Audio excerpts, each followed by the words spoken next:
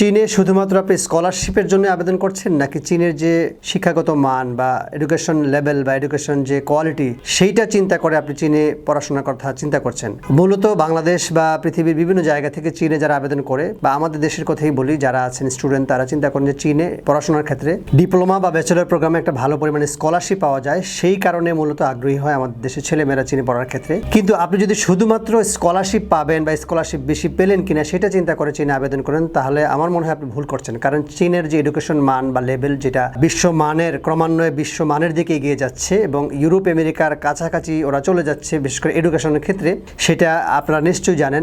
এবং সবচেয়ে আশ্চর্যের বিষয় হচ্ছে গিয়ে 2016-17 মানে আজ থেকে 10-12 বছর আগে চীনে যেভাবে স্কলারশিপ পাওয়া যেত একেবারে 3, অর্থাৎ এইচএসসিতে যদি 3 পয়েন্ট রেজাল্ট থাকতো, সেইটা দিয়ে আপনি ফুল ফ্রি স্কলারশিপ, মানে টিউশন ফি, হোস্টেল ফি সহ পুরো স্কলারশিপ পেতেন। সেই জায়গা থেকে এখন 5 থাকার পর ফুল স্কলারশিপ পাওয়া যাচ্ছে না, এবং অনেক ক্ষেত্রে পরীক্ষার মাধ্যমে সেটা নির্ণয় হচ্ছে যে আপনি কতটুকু স্কলারশিপ পাবেন। এবং 2026 সাল থেকে তো সিএসসি একটা এক্সাম শুরু করেছে, যে এক্সামের মাধ্যমে আপনাকে চীনে পড়াশোনা করার জন্য যেতে হবে ব্যাচেলর প্রোগ্রামে। এবং এর বাইরে আমরা ধারণা করছি যে 2027 সাল থেকে চীনে যে ইউনিভার্সিটিতে আপনি পড়তে যাবেন ব্যাচেলর প্রোগ্রামে, প্রায় প্রত্যেকটা ইউনিভার্সিটিতে আপনাকে সিএসসি এক্সামে পাশ করে আপনাকে সেখানে যেতে হবে। সেই জায়গা থেকে চীনের এডুকেশন মান বা লেভেলটা যে ক্রমান্বয়ে বৃদ্ধি পাচ্ছে সেটা কিন্তু আমরা বুঝতে পারছি। এবং এর বাইরেও আপনি চীনের যে এডুকেশনের কোয়ালিটি, ইউনিভার্সিটি র্যাঙ্কিং, এই বিষয়গুলো আপনি যদি একটু গুগল সার্চ করেন, আপনি দেখবেন যে এগুলো একেবারে প্রায় বিশ্বমানের কাছাকাছি, প্রথম সারির যে ইউনিভার্সিটিগুলো আছে সেই মানের কাছাকাছি চলে যাচ্ছে। তো আস্তে আস্তে আমাদের দেশের ছেলে মেয়েরাও স্কলারশিপ যে পাওয়ার সুযোগগুলো ছিল